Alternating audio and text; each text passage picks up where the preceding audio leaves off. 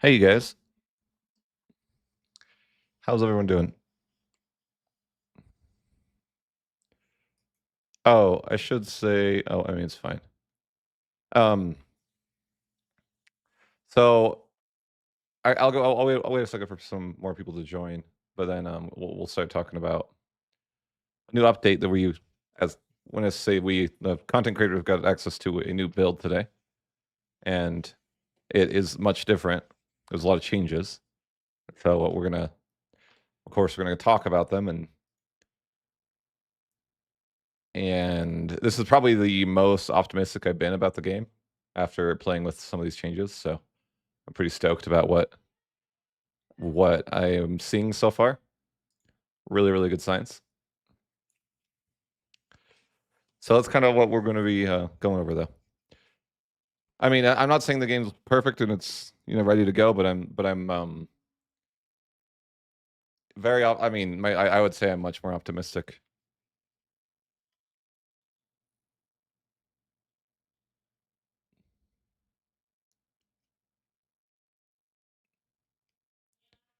Um, we're definitely giving a lot of feedback, and they have taken a lot of my feedback.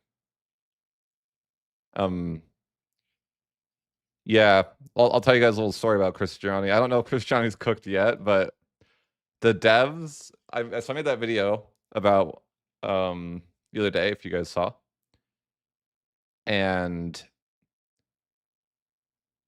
they, well, let's just say that the devs saw it and they asked me for a save so they could look at it, and I'm like, well, Cristiani's cooked. Like, uh-oh. They're like, we're gonna need you to send us that save file. I'm like, okay, sure.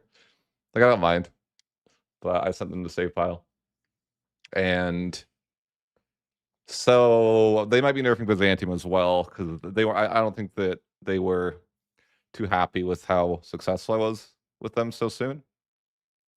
So yeah,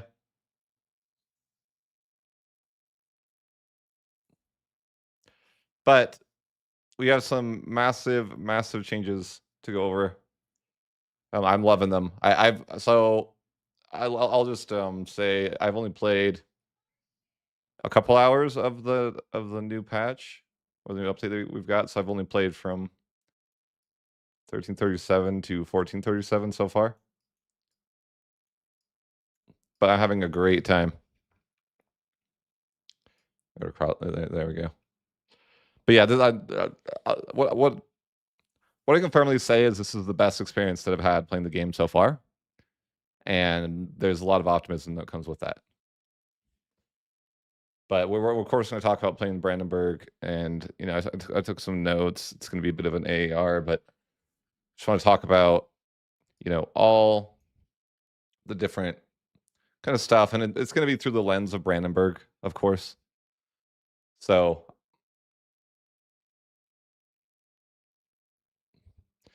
yeah, sure, I can give a quick things that change. So one of the most big changes is buildings. There's now a slider for like building maintenance, so you can't just have like a giga large army unless you're like really rich or something. I was playing. I'll go through this later, but when I get professional armies, I have to actually delete some of my manpower buildings because they're too expensive to maintain. So so now they added a like basically buildings cost maintenance to keep. So it's like really kind of like at some point you like if your economy it's the difference is crazy. Like before I could build like let's say before I could build like 40 manpower buildings. Now I have to like build like I have to stop at like 6 because it's like crippling my economy if I build more.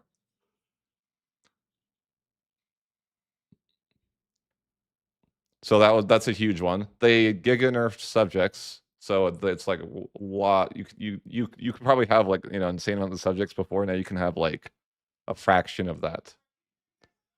Um, they nerfed Parliament. I still think it needs more nerfs, but it's in the right direction for sure. So just really, I would say this is the most optimistic though that I've been just playing the game and seeing how it feels. They nerfed bailiffs pretty significantly.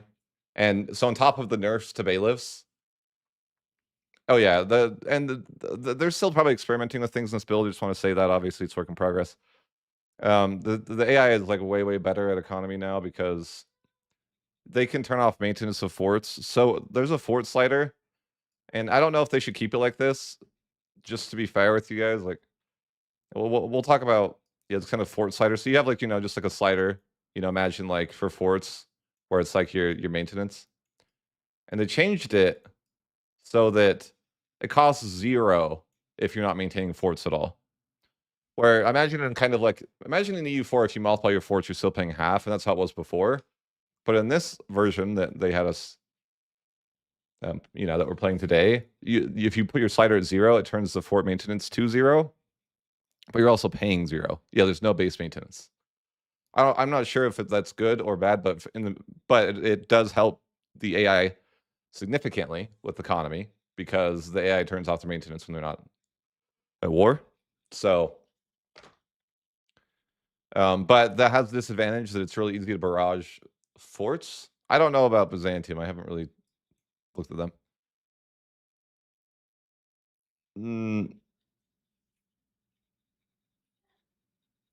Yes. So yes, Jeremy, but it's very limited. More so. I don't know. Funny enough, Rob, in my game, I'm a junior partner for the entire campaign. And yeah. That's kind of how that goes. But kind of by intent. But anyways. Yeah, we're gonna talk through that, but that's kind of the big changes that have happened. And so the AI has like way more money now as a result of not having to pay for forts. Again, this is all work in progress, but what's really big is the way that they made buildings cost money. So like, for example, like every armor you build gives you like, let's say you have an armory and these produce manpower. So then you have to pay like a maintenance of like 1 a month to like have these. So it's like really good in the sense that like the player can't just have, like I was playing and Saxony had a bigger standing army than me by more than double, which I was like, that's a good sign. Of course anyways, we can get to that, but there's just some like great. So, just so the dev said we could say basically, I'm always positive. No, I'm just, I know people say that I'm like always negative, but I just try to, like I just try to give my opinion and like I've only played a little bit of this campaign so far, so we also can't jump to any conclusions and be like, oh, everything's perfect, right? Like that's not really what I'm here to say. I'm just like from what I've said, from what I've seen, I'm like very optimistic now, just based off these changes. But yeah, so that's interesting. So taking land away from your capital is like a lot worse now. That's one of the biggest changes. So on top of bailiffs now costing money. Yeah, so I don't sugarcoat things, but I think that's why the devs really like me, is because they get some of the best feedback from me because I'm kind of a dick and I'm kind of negative sometimes. To be fair, and I know people don't like that. Some people to watch, but I think that is the most helpful type of feedback sometimes to give, is the stuff that they don't want to hear.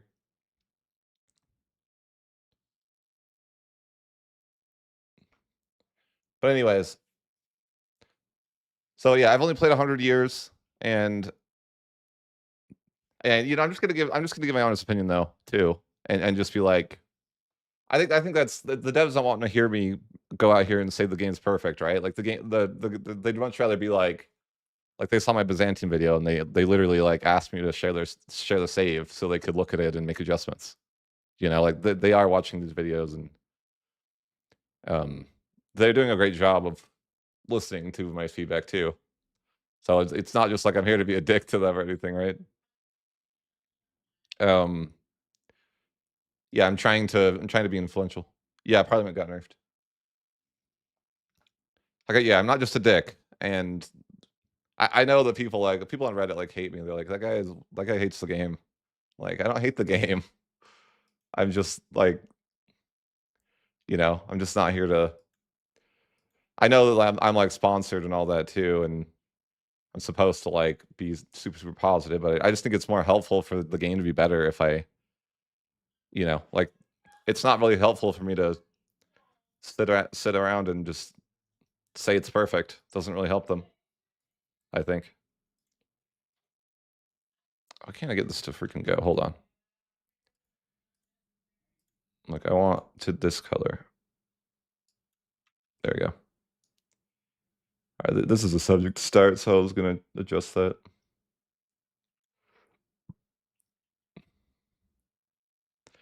But yeah, so what's awesome, I haven't got to test the HRE either, but I told you guys, and we'll get started on this. We're gonna do an AAR.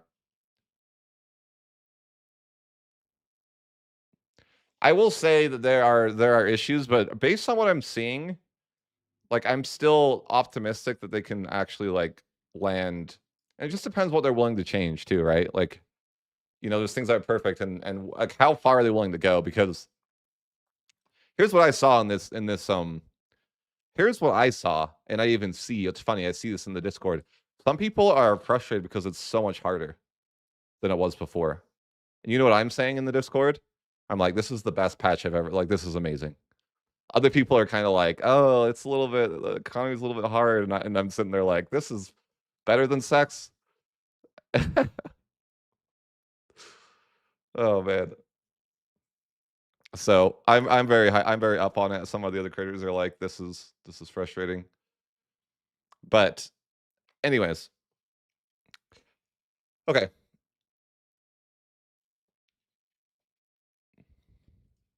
This patch is freaking insanely good. So just for like, I'd say this patch has increased my opinion of the game like tenfold. Just I'm really enjoying the changes they made. Now I will say that I'm playing Brandenburg, which is meant to be a pretty hard nation. So that take that as you will. And I do know that they nerfed Parliament some. I still think they need to nerf it more, but I'll get into that. But they did nerf it a little bit, and I think they're actually. So to give you guys some context, they told us that the build we're on is it is a couple days old, but it's only a couple days old, if that makes sense. So it's not like we're not like drastically behind. I think we were like a month behind them. The prior build I played was like a month behind. So this is like, I think like this is like just a couple days. They've only had a couple days to work on stuff. So what I'm saying is it's not the version I'm playing isn't that far off from the version that they're working on anymore at this point. So yeah, I want them to nerf to the ground, and I'm gonna push for. I'm probably I will say that I'm the person in the Discord that is the most like nerf heavy, if that makes sense. Like I'm like always pushing nerfs, and some people are really more role players where I'm like it's weird because some people say they hate me because or they don't like my content because I like gamify it. I'm like, yeah, I play it like a video game. That's true. I play EU5 like it's a video game, not like I'm not a role player. That's just, if you guys are here, you're watching like that. I just want to tell you that's my play style. This is a video game to me. I play like a video game. I'm trying to win. You know what I mean? Like it's not like I'm trying to relive the life of a Brandenburgian or something, right? I get that some people like that, and that's just not what I'm here for. And that's totally fine that there's different play styles. So I always look at the game as being like, I want it to be balanced and challenging. I have no idea. On Greenland, I've not touched it. Okay. So all that out of the way, you kind of get where I'm going. I don't mind the role play aspect of it too. I'm just saying like it's a video game before anything else for me. And in that like that's just kind of how it is. I think some people are kind of more so to have like I don't know, a kind of a role play experience where I'm just like I want to play, I'm playing the video game before anything else. And I play it like a video game. Let's since this map's a little off though, I was just making sure this is a subject to start. And we're gonna be doing a Brandenburg AAR. And the reason I picked Brandenburg, and I did this a lot in EU4. Yeah. Yeah, all the clovers. And in this run, I'm intentionally not doing that. I'm not like saying that you should like, try to optimize the fun out of it or exploit everything. But at the same time, it's like, yeah, I'm playing it more as a video game. And I actively am trying to get all the broken things nerfed before you guys get your hands on it. Like I'm the guy that like I'm gonna try to break the game so that it can be fixed before you get there. So yeah, that's just kind of where we're at there. And I'm not being super try hard in this campaign, just to give you guys like a heads up. And one thing that I decided mid run is that since they saw the devs saw my video about Byzantium and they asked for my save specifically because they wanted to see how I did it and what happened, right? And in that sense, I'm not going to be going Christiani anymore because I think that it's going to get nerfed for sure. So it's kind of like a thing that like I'm not going to like, I like to break things, but I'm not going. I don't like to continue.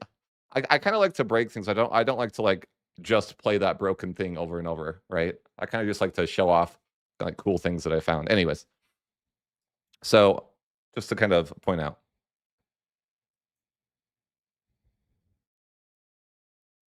I was too loud about it. That's fine. Like the reality is that I'm okay with things getting nerfed. When I find something broken and I like to have fun with it, but I'm like I wouldn't do it every game. Anyways, I doubt that we'll see Christianity ever though. You guys will probably never get to experience that religion the way I did, and I'm sorry for that. And yeah, it's pretty easy to switch religions. I agree, but that could be changing too. I'm just telling you guys that like I have played like for example, when I played the Timurids, they were insanely broken. You guys will never get to experience like that. That's fine. I'm not saying that's a bad thing. I'm just saying like that's the most, you know, I'm playing the most broken version of these things and trying to get them all reined in so that they're more fun for you guys on release. But yeah, anyways, let's get started. So I have notes on I took notes on this this run, so all right. Okay. So straight off, we have an impact of a pretty big nerf. And again, this is going to just cover 100 years. I've only had the opportunity to play 100 years of the new patch, but we're just going to go ahead and talk about those years. To start off, I have a subject on Lusatia, or I don't know how you say it, but I'm not good with pronunciations. You guys know that.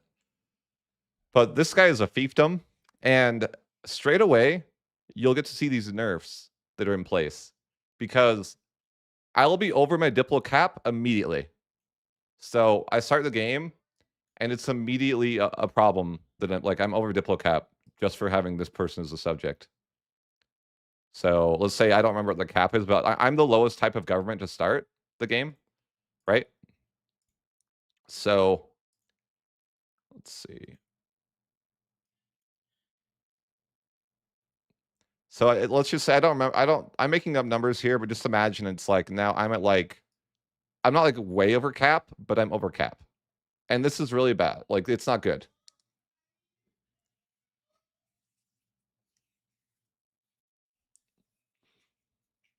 Okay, so that's obviously a shocker. And when you start the game, you have the opportunity to take a government reform. So unfortunately, normally I would take different government reforms, but I'm going to go ahead and take extra Diplo cap right from the get-go as one of my government reforms. So +1 Diplo cap because I need it. So this is going to be a little bit different. Before, I maybe wouldn't take this immediately. So anyways, they didn't nerf Christiani yet, but I think it's going to be nerfed because it's on the chopping block. I think. They asked me for my save to look at it. We're going to talk about it. All right. So Brandenburg. Now, one thing with Brandenburg is we start with I believe it's something like 70% legitimacy.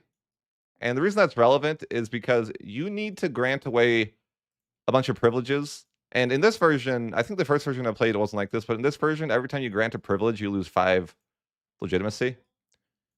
But if we let the month tick, we're going to lose all our legitimacy anyways, because Brandenburg has an event like that. So essentially, I'm going to start the game and I'm going to try to grant as many privileges that aren't actively harmful.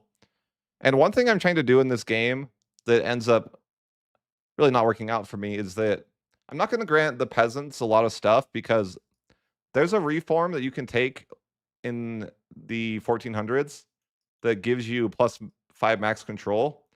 But in able to get it, you have to have really good serfdom. And serfdom is essentially, if I want to give privileges to the peasants, it's going to push me away from serfdom. So unfortunately, the peasants aren't going to like me, but the idea is that I want the 5 control. So and then I can kind of give the peasants what they want after I have that. Now, what's funny is I suffer a lot for this, and then when I get there, I find out that they already nerfed that reform, so it doesn't give max control anyways. Although it is still a pretty good reform. But anyways, just kind of give you some context on stuff like that. But for our cabinet actions, it's going to be really standard here. We're going to stabilize our country and increase control. If you guys don't know how Brandenburg works, they start with a very, very bad event. And basically what's going to happen is they're going to get -20 max control. And this is a massive debuff. So your country kind of is I mean, it's terrible. You start off with a really, really bad scenario. And you're going to have to wait until the emperor is elected to be able to fix this. So I go ahead and vote for Austria because he has the most votes. But I have to wait for the current emperor to die. Yeah, it's like 20 autonomy, yeah. Yeah, like your entire nation has that, like a negative modifier to that. And you don't have a good control in the beginning, so it's like really, really bad, right? Okay. And I'll note that when I start the game, I am already paying 0.42 a month for buildings. And that is the major change, or one of the major changes in this update, is that whenever you have buildings, you have to pay a sort of maintenance fee to have the buildings. And so this kind of makes the economy much, much harder. Also, something to know is there's a new fort slider. And the way it works is you can actually pay 0 for forts. There's no base cost anymore. So that is obviously really good for the AI as well. But there's also a lot less forts in this patch. So the whole fort problem has kind of well, you know, I've only played 100 years, but so far it's night and day better.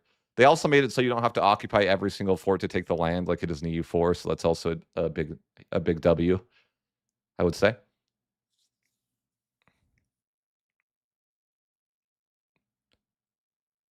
How is this different from production resources being needed?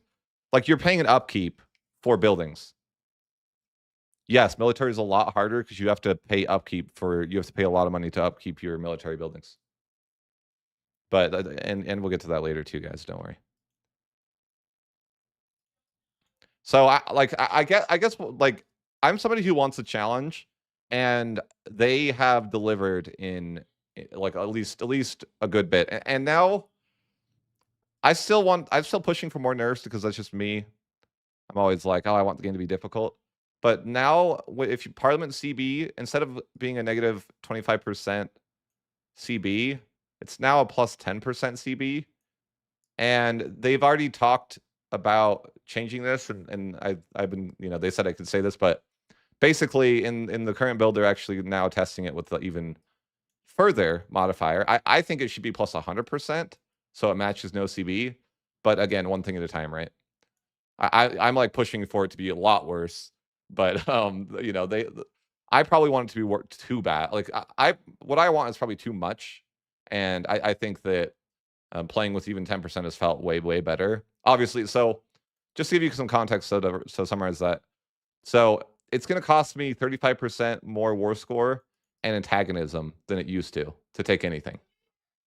And then in the next patch, that number will be upped to 50%. It's both province cost and AE.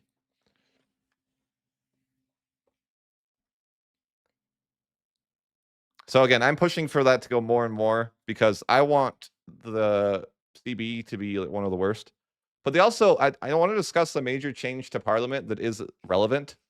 So let's just say you have your 4 things in Parliament, and then you have your, whatever you maybe the nobility want this or the clergy want this. So if you pick the nobility action, it hurts the other estate's loyalty by a lot.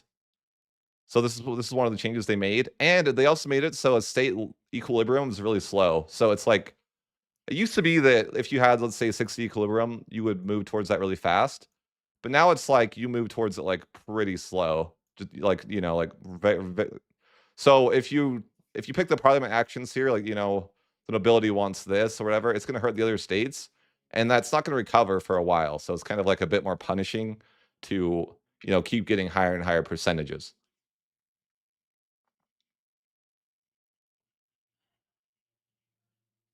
So overall, we're seeing some Parliament nerfs. I think there needs to be some more Parliament nerfs, but again, in the right direction. That's kind of what I'm looking at. I'm like, oh, this is good. They saw it was a problem, and I think that's in the right direction. All right, and so another big change for bailiffs is that they used to give essentially 30 proximity cost, which kind of translates into more or less 30 control, and now they only give 20. So they took a 33% nerf, right?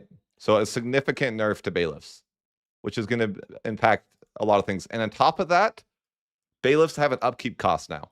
So like you have to think like bailiffs are like way worse, right? And so like on top of that, you have to pay a lot for them. They have an upkeep cost. They're also worse. So, and I'm like, this is and I'll tell you, like, I'll give you my opinion on all the changes. Like, I love this. I'm like, okay, this is good.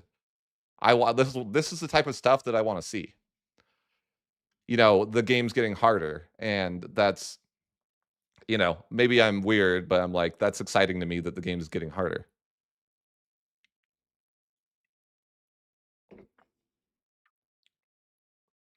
So, and again, I'll get to this later, but this is going to have a huge impact on how you're able to deal with the AI and that sort of thing. So, anyways,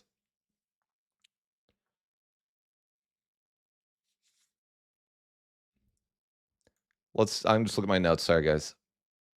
I did want to note something. I want to talk about game speed. So, and I don't know how this they're working on performance, right? But performance has gone up a lot. When I went 5 speed, it almost feels like EU4 or 5 speed. The only issue is that it only lasts a couple years, and then if I have to reload my save, and it happens again. So it like slows down over time. But I don't know why. I think they can probably fix that. But I don't know. For like, if I keep reloading my save, like my point is, if I keep reloading my save every 10 years, it runs really good, like really, really fast. And so I think that if they can lock this in, and I think it's probably just like a memory leak or something like that. But my point being is that performance has taken a huge increase. And speed 5, I'm playing on max settings too, by the way, and speed 5 runs way faster than it did before. So again, another reason to be optimistic, and just seeing that is great. And I do end up reloading my game every, maybe 10, 15 years, and then it speeds right back up to that super fast speed. So if they can lock that in, it's going to feel great. All right. So again, we start off, and we've granted away all our privileges to start. So we have 0 legitimacy, and we're gonna get a disaster. But we're gonna also, when the first month tick happens, we're gonna get that debuff for that max control. And we are over our diplo cap, and it's gonna take a year for that law that I tried to implement to fix it, that I mentioned earlier, is gonna come into play. So just to see that. Oh, one of the best things I wanted to mention to you guys is the new peace screen is just amazing. Like, it's so much better. Like, all I can tell you is that there's a lot of UI changes that are really good, and they're definitely just they're getting better and better with it. So, yeah, just you know, I can't like go like I won't go into specifics, but just to say that like the piecing out people is night and day better. Like, so much better.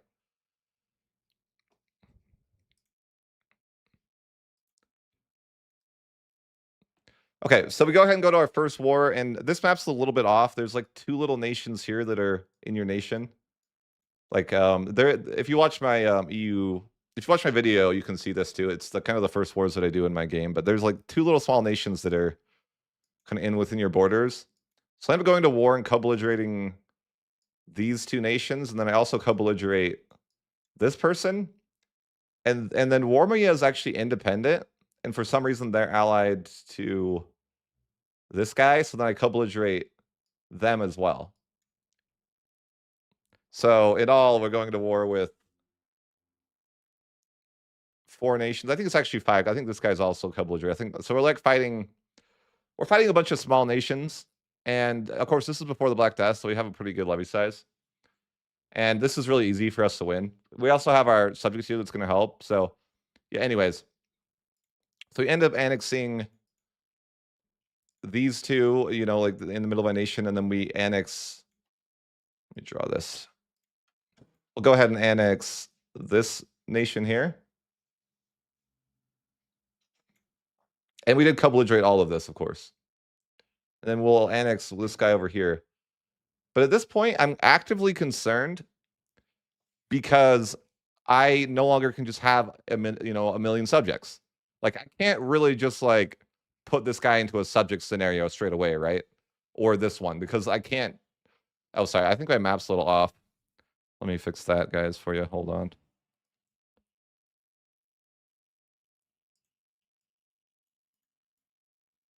It's going to scuff it a little bit, but I wanted to. Let's go this way. Okay. So I want to show you Warmia. Yeah, that's better. So I didn't realize I was off screen, but basically, yeah. So we go and take this, and in the version I played, this is now an independent nation, and that is a change that was made. Like, they weren't an independent nation before. So, anyways, we go ahead and take that land. We take this land, and then we take those two provinces that, in this screenshot, they're already taken, so you can't really see them. But obviously, we'll fix this. So this is our subject as well. And we are improving relations with our subject from an early point because he's a fiefdom, which means that as soon as that he has relations to annex, then we can do so.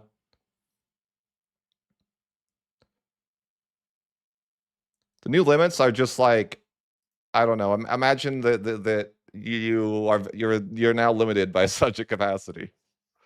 Like, yeah. Anyways,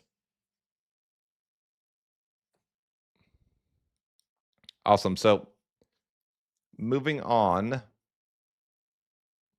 I decided to go Diplo focus because it has war score costs, and that, I'm always testing these builds to see what world conquest would look like. So I'm like, I'll take the war score costs in the age, and that's fine. And I also really don't think tolerance of the. A lot of times I'll go military focus because they have tolerance of the true faith, or sorry, tolerance of heathens and heretics rather, +1. And but in this case, I'm like, I'm probably just going to say Catholic, so we don't really need to do that.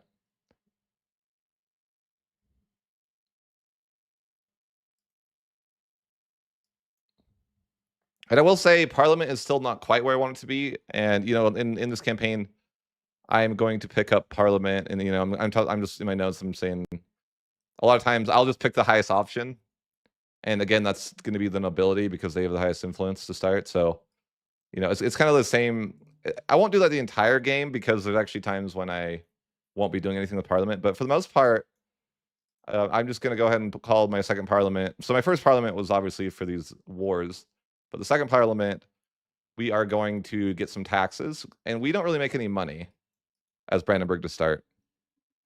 And it's really tough because we know we're going to take a -100 stab drop whenever we can get rid of this really nasty modifier.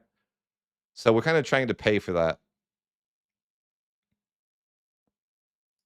Yeah, I'll get to that in a minute. There's some national ideas, yeah. Kind of, yeah.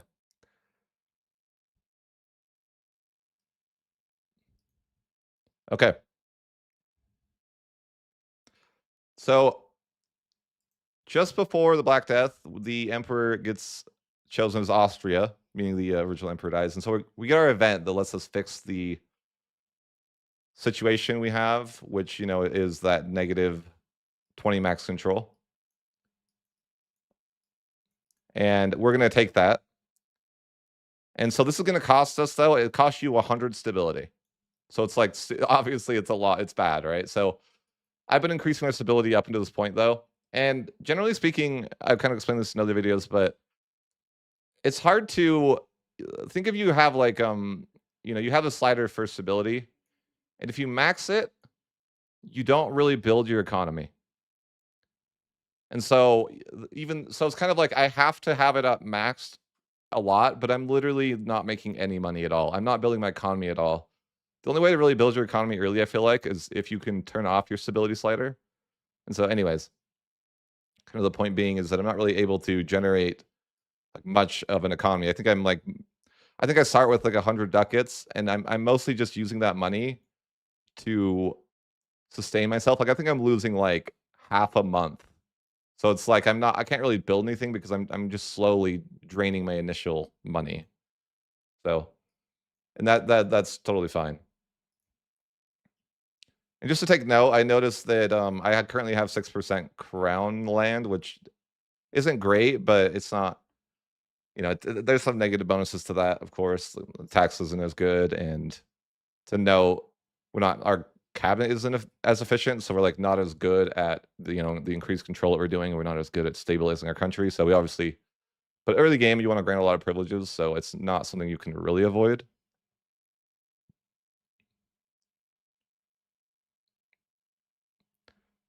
So I will, and yeah, I will notice a glitch. So I take a defensive alliance with Bohemia because he won't ally me, but I'm like, it's okay.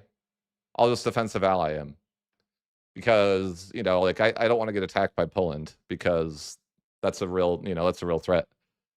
Although I don't realize this at the time, is that in this version the H3 works, so Poland actually couldn't attack me. But I kind of am still in that mindset of the last version I played, and I didn't I kind of forgot about that I'm in the H3 and I'm kind of protected from outside threats. But anyways, what's weird about this is I get into a little bit of a glitch, and I've been I'll make sure to report this too. I haven't yet, but I need to report this glitch. Is that in my defensive alliance with Bohemia, he becomes the emperor, and I can't declare on anybody because he's the emperor, and the game's kind of it's bugged. But the game kind of thinks that like since I'm in this defensive alliance with Bohemia, like Bohemia couldn't defend.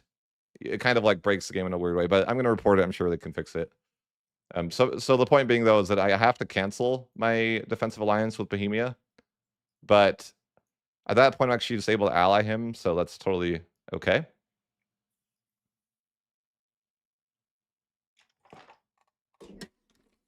Oh, one sec, guys.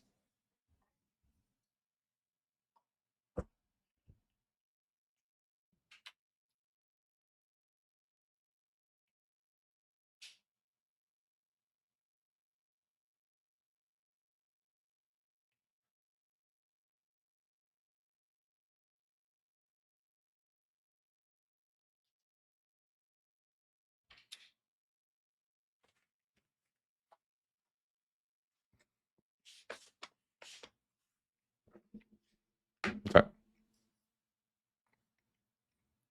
Cool.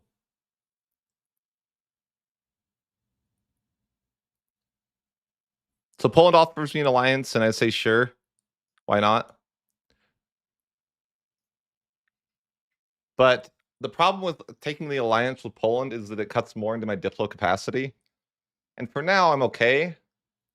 Again, I have just left this land that I took as unintegrated. And in this patch, they nerfed that. So if you just sit on land, you actually now get a -10 max control debuff if it's not integrated. Before, obviously, you didn't. So this is a new addition to make land that you have like in this way really not valuable.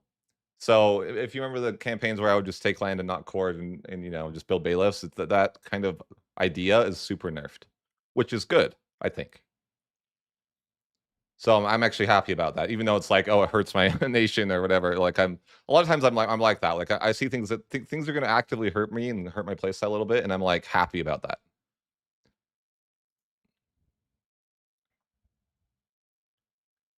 So one thing that's awesome, one thing that I reported in the last patch, and they actually from my report they actually made a ticket for one of their guys to work on it, is that I kind of wrote a ticket that was like, okay, it costs only 10 favors to get election support, where they basically you kind of just like they'll vote for you, right? And so I made a ticket and I was like, this isn't ideal. It's too easy. And so, the devs saw that. Huh? What are you talking about? Oh, some weird shit. Okay. So essentially it used to be 10 favors to election support. And I wrote a ticket. And I really liked when I see these type of things where I'm like, they literally respond to my feedback and they what they do is they like kind of put someone they like assign a ticket to somebody when they see something that is kind of liked, right? So now it's plus 50. So it's now 5 times more expensive to get election support. So yeah, this is awesome to see, because I was like, oh, it's super easy to just get people to do that for you. So love to see that.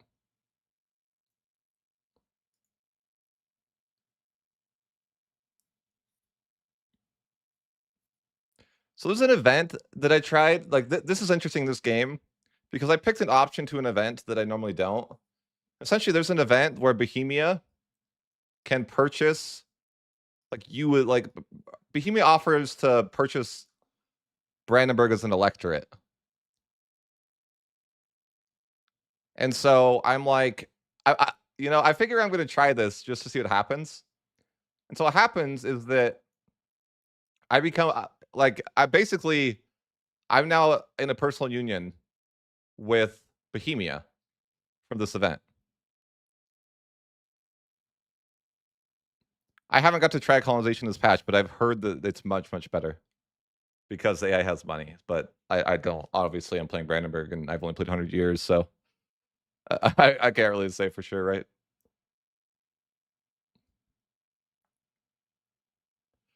Anyhow, so I'm in a union with Bohemia now, and this is kind of experimental, but it's I'm gonna push this union to kind of be like decentralized, if that makes sense.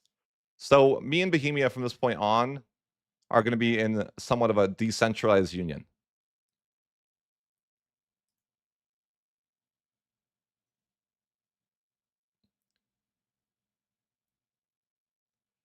Okay.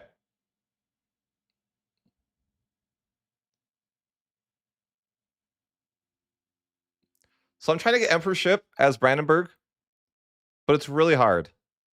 And I'm like, this is a W. This should be hard as Brandenburg. Before it wasn't. So I'm just like everything I'm seeing, I'm just like, this is great, right? Like, oh, I can't be it's like super hard to get elected as Brandenburg, which is like good. I think that's just healthy gameplay.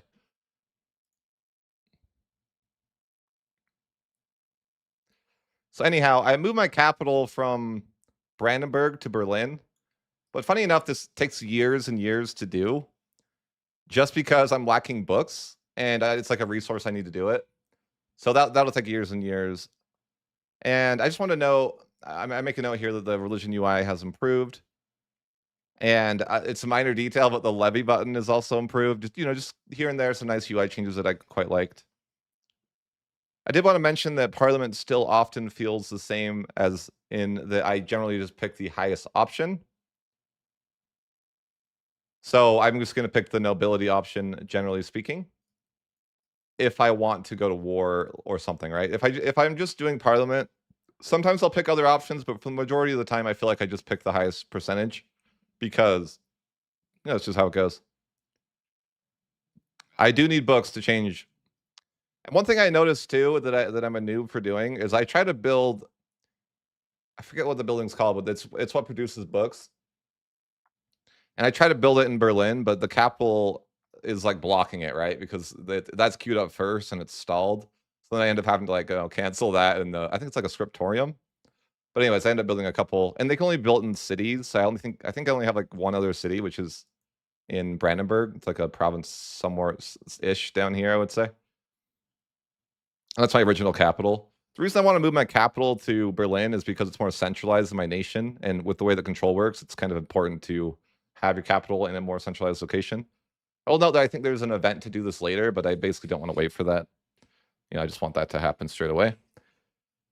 And a little bit later on, I noticed that the Teutons are fully occupied. And by the way, the Teutons borders have kind of shifted in this patch. I want to say that they don't start with this land over here anymore. It's kind of, this is like Poland's land. So it's more like EU4 kind of, where it's like, they don't have this land anymore down here in the version that I'm playing. But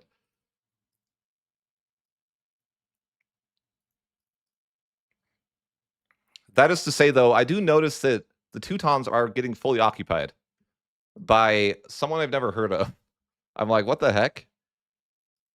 It's the nation of like Inurakwa, or I don't even know what to say. It's like I guess I could spell it. It's like, I don't even really know who this is, by the way.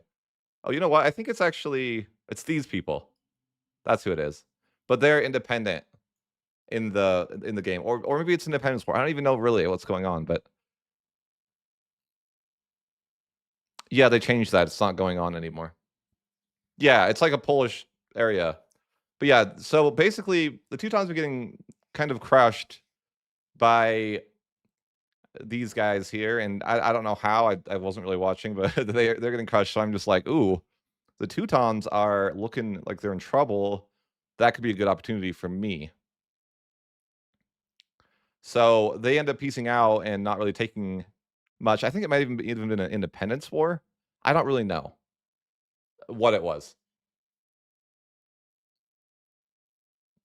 But the point being is that I'm able to basically just declare on the Teutons that have already been crushed. And I will say, this might be a little bit of an over nerf too, but there used to be like 8 forts that you'd have to siege, right? To deal with the Teutons.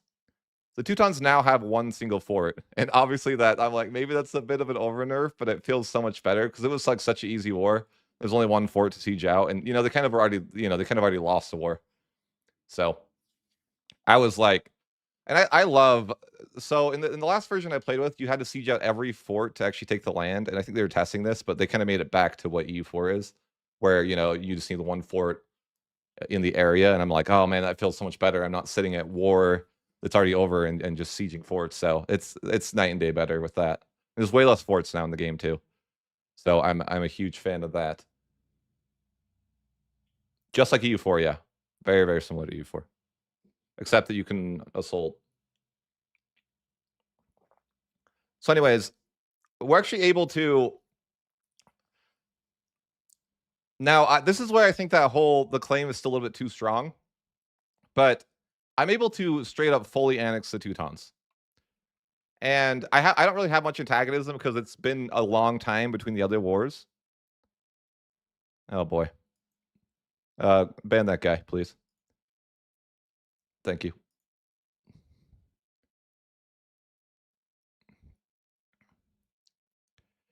Okay. So anyways, it's been a couple years and I'm able to now just go ahead and I don't have much antagonism because it's been again just like several years, but I'm able to fully annex the Teutons here. And I already have Vormia from the beginning of the game, but we're just able to fully annex them otherwise. And I would say this is the Parliament CV is still a little bit too strong because you couldn't do that in EU4, but you can almost do it in EU4. but not quite, right? Like you can, I think in EU4 you can take like all but like 2 provinces or something. Oh, I love the new patch. I absolutely love. Oh, ban that guy, please. Why people like this?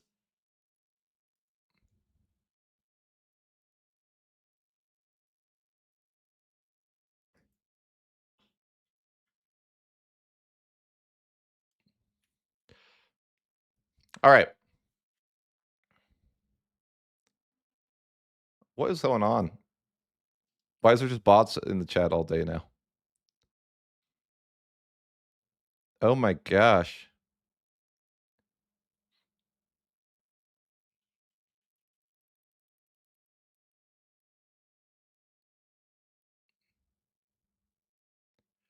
Well, guys, sorry if there's bots in the chat.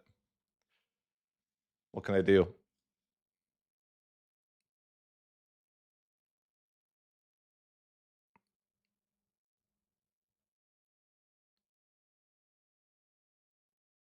Yeah, it looks like we have some bots in the chat, guys. So nothing, I don't know what I can do about that.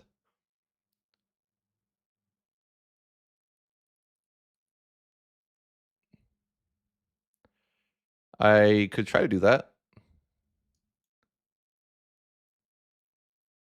Let me see what this. Let me see. I hate to have to do that, but let me see.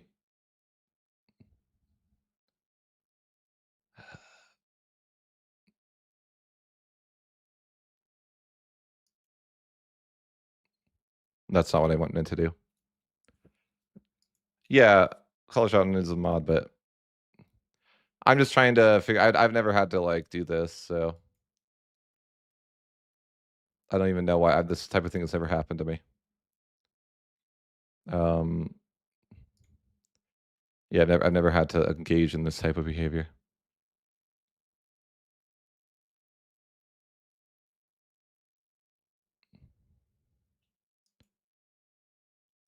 So why does Generalist not like the update? Speaking of.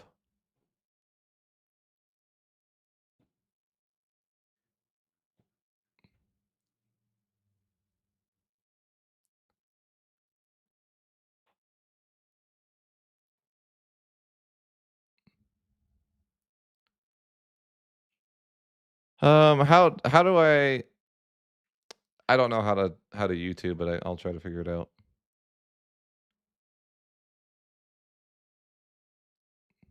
Give me 1 sec.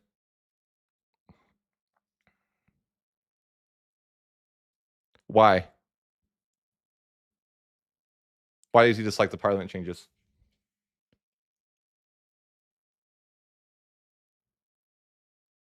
I've never seen this before. I will let me we'll pause for a sec so I can try to figure this out. YouTube settings, let me see what I can do.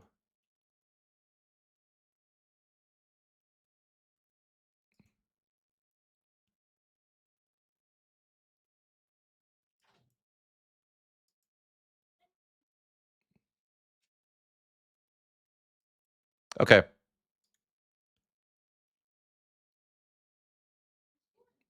I've changed it so only subscribers that have been subscribed for me for at least 20 minutes can chat.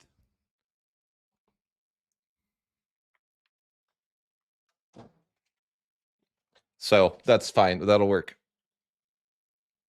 Yeah, you got to be sub for 20 minutes or longer, guys. Sorry, there's a bot that we had to combat. Anyways. All right. So I do want to note that this does cause a lot of antagonism. But again, it's something that I feel like is probably just a little bit too much, but it's okay because again, I'm not really going to get a lot of value out of this land, but I do look at forming Prussia because that's kind of the requirements to form Prussia, right? I've already integrated, and just like right as I'm ending the war, this integration finishes. And weirdly enough, this is something I don't know why they allow you to do it, but you can integrate during war.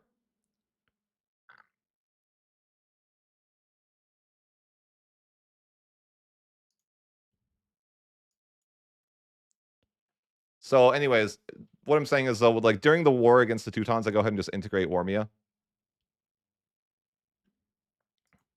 No, formables in EU5 aren't really the same as they are in EU4. It's more of a slight buff. And they actually did a great thing that I was going to mention. But cool.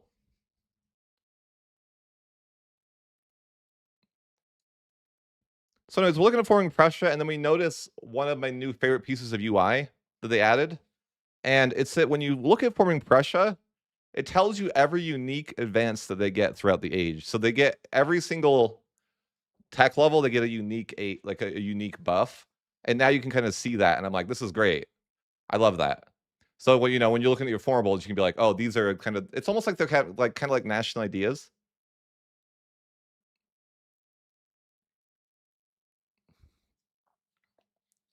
So, anyways, right. But yeah, anyways, so we notice with Prussia though that we have no, you don't lose all your previous advances. If you don't culture shift. So like for example, if you change culture, you do. But like if I'm playing Brandenburg and I formed Prussia, I get to keep the Brandenburg ones.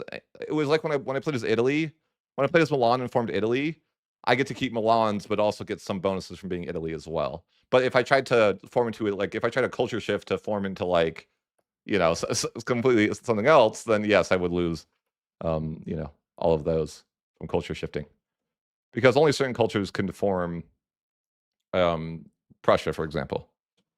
And but my Brandenburg can, so they're okay. And I don't think I wrote down, unfortunately, what the advances are. Maybe maybe I should have, but so yeah. Anyways, new UI is awesome. You can see what advances you're gonna get. Notably, I will say that it seems like these formables kind of work in a way that like the super endgame formables don't really do anything as far as advances. So like I noticed that like forming Germany is kind of like it doesn't actually, it's only a color change. But I don't really care about that because by the time you form Germany, you're probably ready to wrap up your campaign anyways. So I don't really mind that. But for example, forming Prussia gives you a unique, so there's 6 different ages, and every age it gives you something unique. Like it might be like one of them's like some tax efficiency, maybe one's like some morale, one's like a specific government reform that is the Prussian thing. Like I can't remember what it's called, but in EU4 it's like the Prussian monarchy or something. So they're just kind of like cool. Yeah. Anyways, I love the new UI for it because it tells you what you're able to get from doing it. So lots of W's, I will say, from this new update.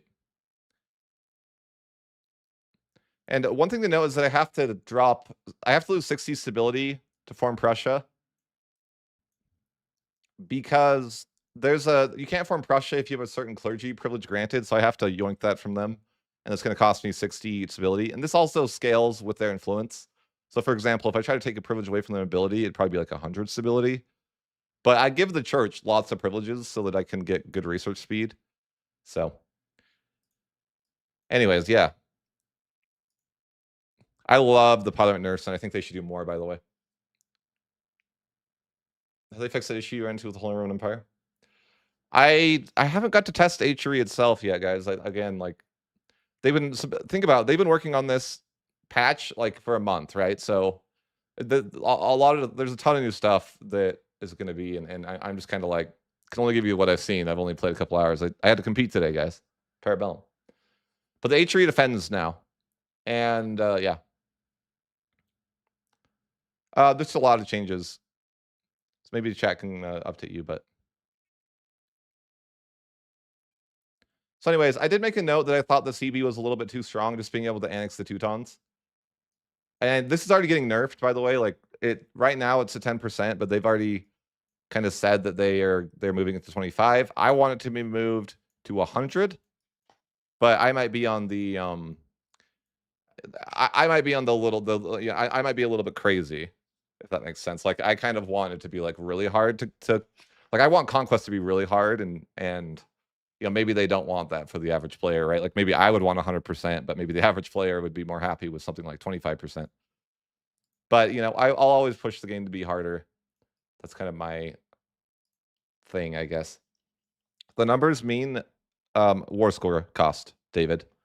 So the war score, the Parliament Stevie used to give like a negative, like it used to be imperialism. Now it's been nerfed to this. This is just like the war score cost, right? And it's going to be nerfed to this, right? I want it to be nerfed to this. So here's what it used to be. Here's what it is. Here's what it's going to be. And here's what I want it to be.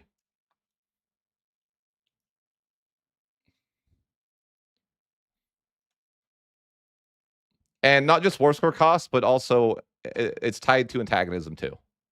So it's like it's basically like the war score cost. It's just the total cost, and that includes antagonism. So, anyways. So again, I'm trying to push the game to be harder. I know that's not necessarily what the average, I don't know. But if I had it my way, the game would be fairly challenging. But I know that some people aren't. Some people want an easy experience, and then I get that.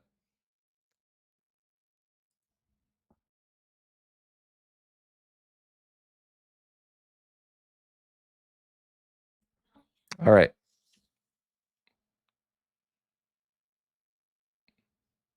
And there's parts of this campaign though that I'm just gonna I really really really enjoy. We'll get into it more though. So, anyways, there was a situation with forming Prussia in the last patch that basically, if you want to be a kingdom, you can do it, but you have to be the emperor. So when you form into Prussia, there's like an imperial event, and if you're the emperor, you can choose to be a kingdom. But if you're not the emperor, it'll give you like king, like it'll be like emperor in name or something. It's a similar event to EU4, but essentially you won't get kingdom status unless you're the emperor. So I was like, oh, that's kind of a bummer. But then I remembered that I'm in a union. Technically, my leader is the emperor because I'm in a union with Bohemia, and this ends up actually working. So when I form Prussia, I actually become a kingdom because essentially I'm in a union with Bohemia, and he's willing to I guess he's going to elevate the status because we're a shared nation. So that's really cool. Also, another thing I forgot to mention is that when we start the game, we start as the lowest government form, like a duchy, and you have to ask the emperor to become level 2. But Bohemia is like, so it's like really advantageous, he's in a union with me because he's my. Oh, one thing that's really good too, and that this is actually a huge impact, is that I no longer have diplo capacity for Bohemia because he used to be my ally, but we're not allies anymore. So I no longer have to pay diplo capacity to essentially have this relationship because we just have the same leader.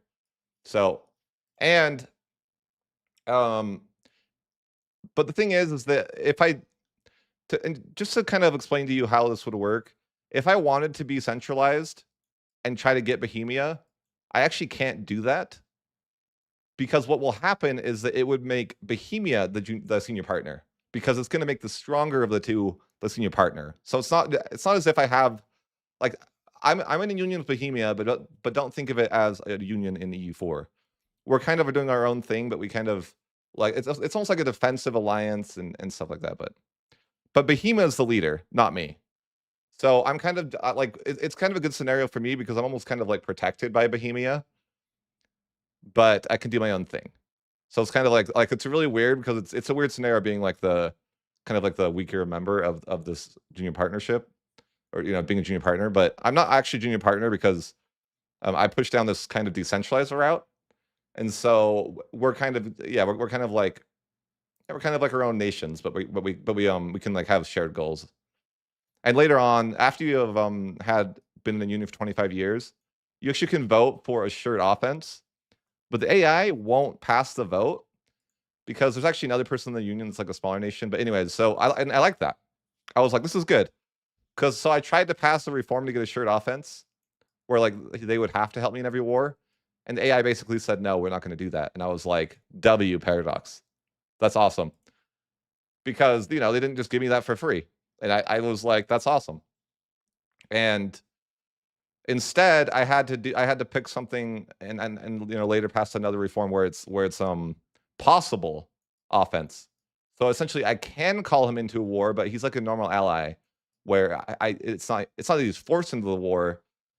He gets to pick, just like in the EU4 kind of. If you were declaring somebody where they might help you, but if they don't want to, then they're not going to do it. So I really like that.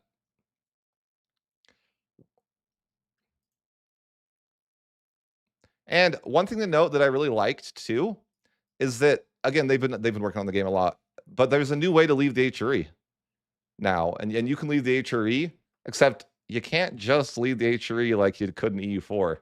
You have to win a war against the Emperor and use it as a peace deal to leave the HRE. And I was like, wow, that's awesome. That's like, I'm like, that's a W right there.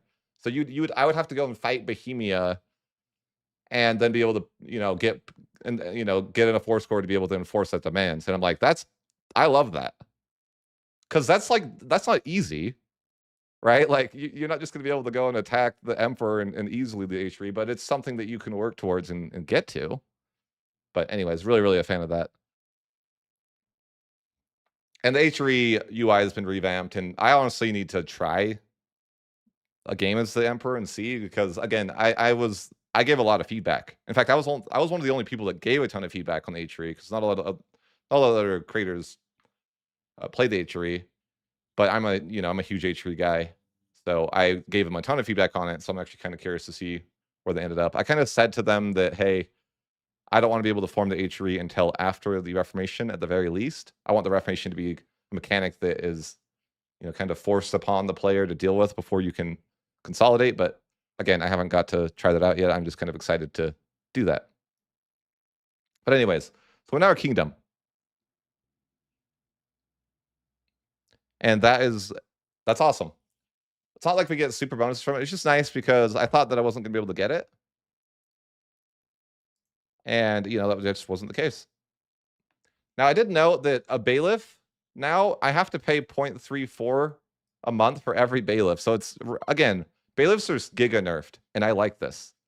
That way, it's not like, before I could just take land away from my capital and I would get like insane value out of it. But now it's kind of more punishing, and I'm like, that is great. That's what I wanted. So, and all buildings are like this, or a lot of buildings are like this, where it's like you have to pay now, an additional maintenance cost in these buildings. And funny enough, I loaded up one of my saves where I played like super chaotic. I actually loaded up two saves. One save, they're both, this is kind of this is a side note, but I had a game where I formed into the Roman Empire, but it was really chaotic and not, I didn't really care about my economy. And then I had a second game where I formed the HRE, and I made that whole video about that. And I loaded up these saves to see what the building costs would be. And funny enough, like the HRE game, I'm okay. It hurts my economy a lot. But in the Roman game, my economy would be completely destroyed. Like this save became unplayable because I played too chaotic, which I'm like, cool. That's awesome. That means that you kind of can't just be like a crazy person, right? You have to actually like build up your economy in a way that makes sense. Whereas in that other campaign, anyways, I know it's a side note, but just to the point of that, like, the game's actually being like, oh, you can't have like a crazy. You actually have to have a decent economy to maintain it, armies and that sort of thing. You can't just build a ton of manpower buildings and be able to pay for it easily. Which I'm like, yeah, that's why I'm so like, when I'm playing this patch, I'm just very, very excited to see the changes, and I'm like, man, they've been cooking. Anyway, so I get to the point now where I have all the Teuton land, and I've formed Prussia. Yeah, the Giga Nerf bailiffs. And so now I want to give away all these lands to subjects, right? Like I used to. But I also have Livonian Order. You can't see them off screen. They're like over here, right? But the point being is, over here, I have Livonian as a subject because they were a subject of the Teutons, and I annexed the Teutons. So now they're my subject. But but I'm kind of worried because, well, I'm a kingdom now, which is great because kingdoms have bigger diplo capacity, right? I haven't really played a lot CJ Fields. I haven't really got to play with levies enough in that sense. But Flapjack, I think pops like for me not have never really mattered, but one thing at a time, right? So I ended up releasing, like my classic move of releasing a bunch of subjects so I can integrate them because I only have 2 cabinet members and I can't really integrate that. And I didn't even think about it. I didn't add any of the line to the HRE. I didn't even think about that. That's funny that someone mentioned that. But anyways, so I have this issue now where when I make all these subjects, I'm immediately over GovCap. Well, not GovCap, sorry, DiploCap. And I'm like, oh, that's good. I know that it's a bad situation for me to deal with in the game, but it's good that it's a problem, if that makes sense. So I'm kind of like, I'm like, uh-oh, we've got an issue, right? So the only way that I'm able to, I basically have to break my alliance with Poland now, because the way that alliances work is the bigger of a nation they are, the more capacity it has. So for example, I think we're paying like 2.4 capacity for Poland because he's a lot bigger than us. And so I have to drop that alliance. And even when I drop that alliance, I'm still slightly over my capacity. But it's manageable. It's only a little bit over the capacity. But I kind of get to a point though where I'm like, I'm just gonna I need to like I need to not conquer anymore. I'm at my max of subjects now. Like I have like all these subjects in the Teutons and I have Livonian Order. I cannot take any more subjects, or I will just have it'll be over. I'll have permanent disloyal subjects, and it'll be really bad. And I'm happy about this. Like just like from a mechanics game point, right? Like like the game's limiting you, and I like that. So it's like yeah, it's a bad scenario for me in the video game, but like as someone who's evaluating the gameplay, I'm very happy about that. Cool. And again, I'm all about the game being like limiting you in that sort of way too, right? I'm someone that I'll keep conquering if I can, but if it doesn't seem worth it, then I'm not going to do it, right? So at this point, I'm actually considering dropping Livonian Order as a subject because I'm really struggling, right? I'm just kind of like, do I need to drop them as a subject? Because yeah, this is brutal. Let me fix my screen just slightly.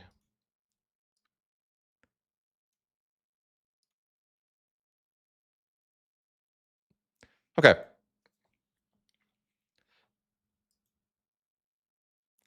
So now I'm kind of thinking like, oh, well, I didn't really want Livonian Order as a subject, but maybe I can hold on to them. And I also have to now pay for max Diplo spending, which is a slider. Again, just like a slider, and I have to pay for the max amount. And this is kind of expensive. So basically, I can no longer boost my stability because I kind of have to pick. It's like I can't have both, right? There's no distance penalty. But so basically, I have to I'm doing everything I can. I break alliance with Poland, and I'm trying to hold on to all my subjects for dear life. But I'm just, and I do know that I come to a point where it's like I literally do not want to go to war because I cannot handle any more subjects or any more land. I am at my capacity for now. So, and I think this is good, right? I'm like, this feels right, if that makes sense. It's kind of like I've hit my limit of conquest, and it's really not very beneficial for me to go to any more wars because I can't release, I don't really have the capacity to add more land to my nation at the moment. It's just not really going to be helpful, right? In fact, if I go and conquer more land, it's going to actively hurt me because it's just going to lower my crown power because crown power is kind of based on your average autonomy, so to speak. And if I take more land, that I can't give it away to subjects because I'm already struggling with capacity there. So I kind of get to the point where, I come to a point where I'm like, okay, I need to just like chill for a bit because I can't really take on more land. And I took note that, it's now about 1391. and I finally get professional armies. This is a lot later than I could, but the problem is that I can't really afford the stability drop to take professional armies, or I don't really feel like I need to. Like it's not like it's just kind of a decision I make. I'm like, I'm not going to be paying like 40 or 50 stability to get professional armies super early. I'm going to wait until the institution gets a bit more spread to me because I'm not really in a rush anyways. I'm kind of to a point in the campaign where I can't really expand further, right?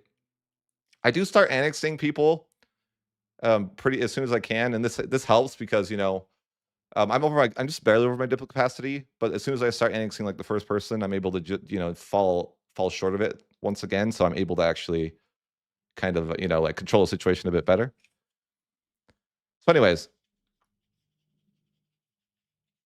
what's funny is I just took a note here that it said that a coalition had disbanded, and I don't see coalition messages because in the other campaigns I had to disable it when I was getting coalition by the whole world. So I was like, oh, I should probably change that. Like coalition seem like they're a lot more real now. Like I took land over here and I got coalition by a couple little nations over here. So I was like, oh, that's didn't happen in the prior versions, right? But anyhow, my strategy a lot of the time here is just to build RGOs because if I try to build buildings, I'm going to have to pay an upkeep cost. But if I build RGOs, it's kind of just like I noticed I'm off screen too. Sorry about that. But yeah, so I'm just like spending most of my money if I have extra money building RGOs to try to build up my economy, because if I built buildings again, it would just be not really worth it, or not as worth it. But with RGOs, there's only so many times you can upgrade your RGOs. So where it does have a lot of value, it will come to a point where you hit that cap. And I did mention I'm trying for serfdom, and this is causing me a lot of problems with rebels because to make money, I have to tax the peasants pretty high, like the max I can. And I'll mention that like I get like at least 3 civil wars, maybe 4. I think 3 to 4 civil wars, and lots of rebels. So rebels are like a real thing now. They're not very hard to deal with still though, but one thing at a time, right? I'm like I think they probably need to be a bit more difficult, but especially in the sense that I have this union situation and Bohemia will help me. So yeah, it turns out this union situation is like really, really good. Even if I can't really use him to fight in wars, it's just a really good defensive block. Hey, how's it going, Lord Lambert? You got to play the new build more. I'm loving it. Absolutely loving the new build. I'm like, this is such a good sign. But anyways, trying to push serfdom, and the reason that's tough is because I can't grant a lot of privileges. Indeed, oh yeah, I got some bots in the chat. I had to put. Yeah, I think he's been subbed a lot longer than 20 minutes.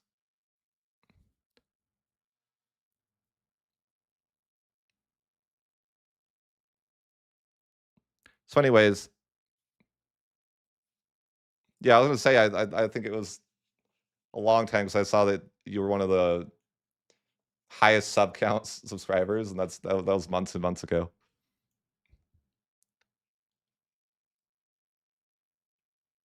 Yeah, there's some weird bots going on. I've never seen that, but okay.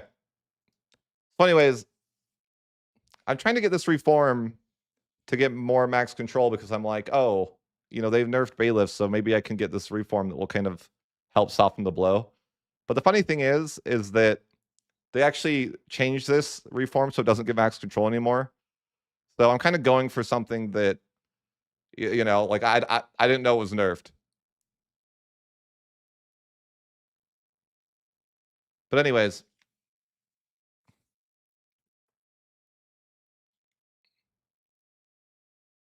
oh, I think you're gonna. It's way I'm loving it.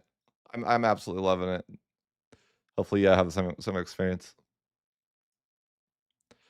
So a problem though I'm having is I'm pushing for serfdom, which basically, I'm trying to make the peasants, pay me more and all this stuff. But the problem with doing that is that the peasants don't really like that. And so yeah, I'm really having problems. And I think that I made a mistake doing so. I should probably just give the peasants some privileges. And yeah, so that is happening though, and I keep getting civil wars, and civil war is really bad because it resets the control whenever the provinces defect. So that is definitely a problem for me.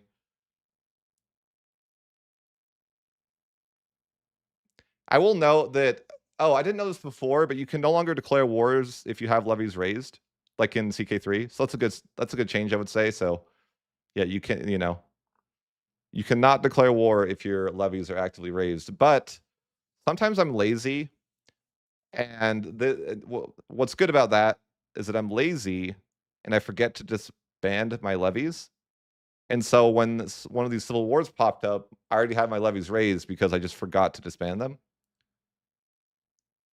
And like the civil wars aren't too bad. It's more of that they hurt me in the long run because again I lose like all my control, and I'm sure it's not very good for prosperity and all that sort of stuff. But I keep getting like, I'm just struggling. I really wanted to try to push serfdom, and it really is punishing. I'm like, I probably wouldn't do this in the future. I'm like, I'll give the peasants some more privileges, and maybe not, push them so hard towards that. So yeah, that's kind of something though. But I did want to try to push towards serfdom for that max control, but they actually removed that from the game. So, but they changed it to be a pretty good reform as well. But it does hurt you so basically the way it works is you can't get this reform until 1437, where it unlocks, and you have to have 50 serfdom to do it. So essentially, if you want to go this route, it's kind of like you're going to. The idea is that you're going to get a bonus later, but it's going to cause pain in the short term because you have some very upset peasants and that sort of thing. So that's okay though. I don't know, Flapjack. I didn't really get to experience that too much.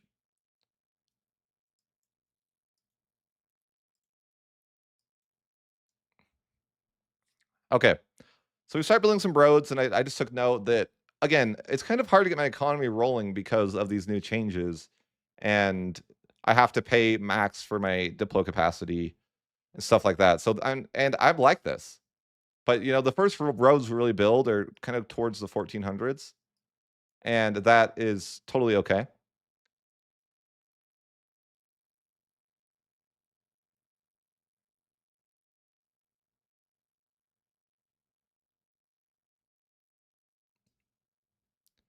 right?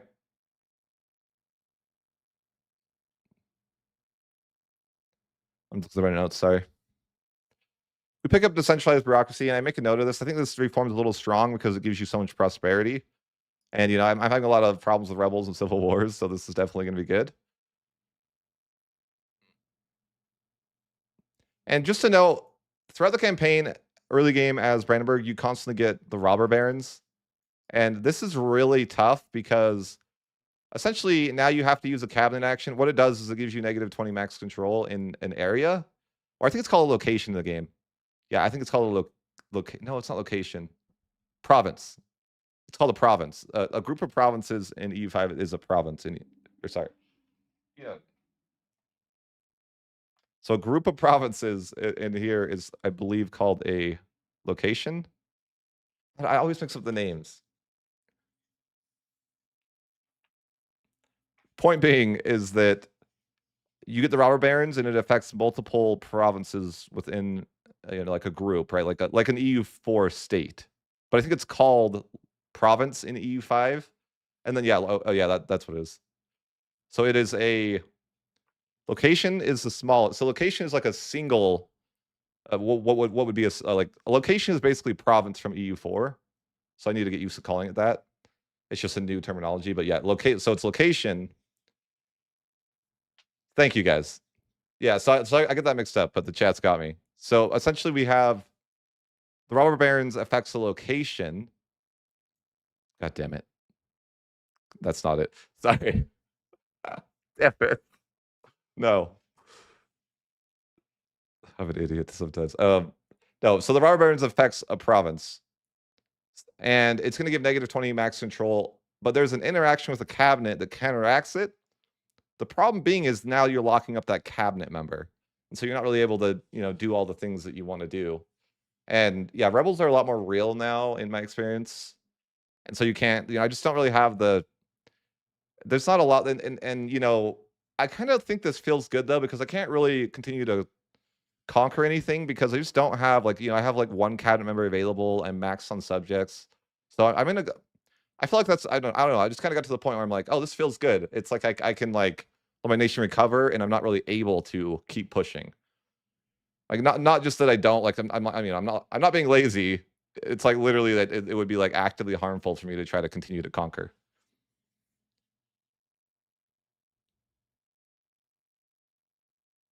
But I know that I hit up another civil war, and I tried to lower taxes for the peasants, but then after they civil warred again, I was like, F these guys, and I maxed their taxes again. Because I was trying to be nice. I was like, okay, I'll lower the taxes, and they still caused a civil war, and I was like, all right, I tried, and now you guys are cooked. You guys are paying max taxes. And so I note that in 1419, where we start building up some professional armies. And these are the first of the campaign. And it's just kind of like it really hasn't been cost efficient for me to build these manpower buildings, even though I could have built them earlier. I just don't really have the economy to do so.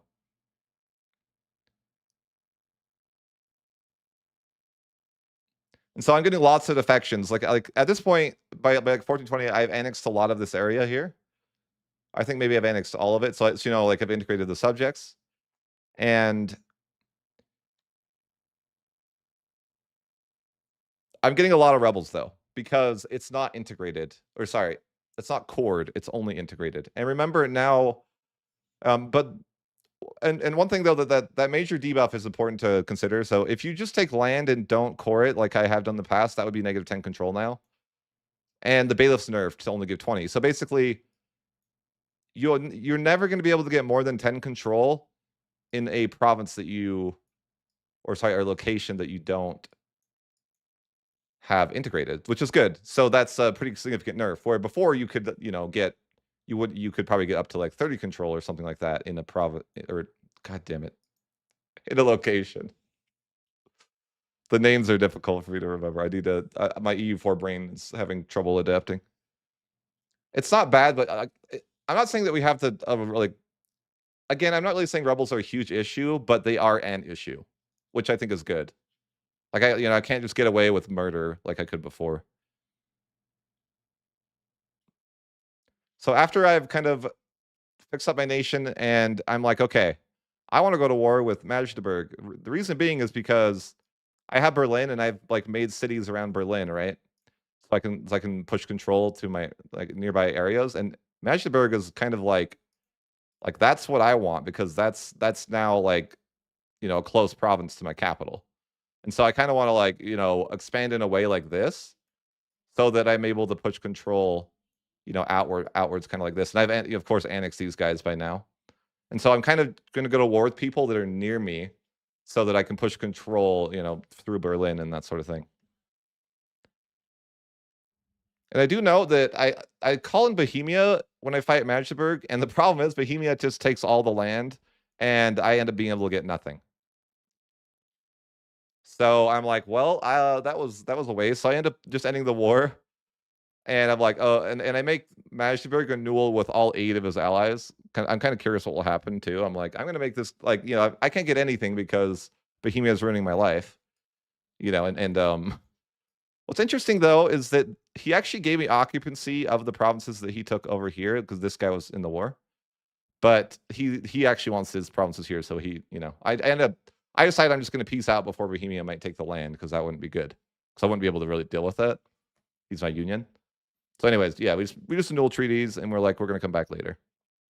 And I will note, this is the first time I'm able to build up armies, and I build, because I'm able to build my buildings that manpower buildings. So I build like, I basically build like 7 manpower buildings, right? And we go to war.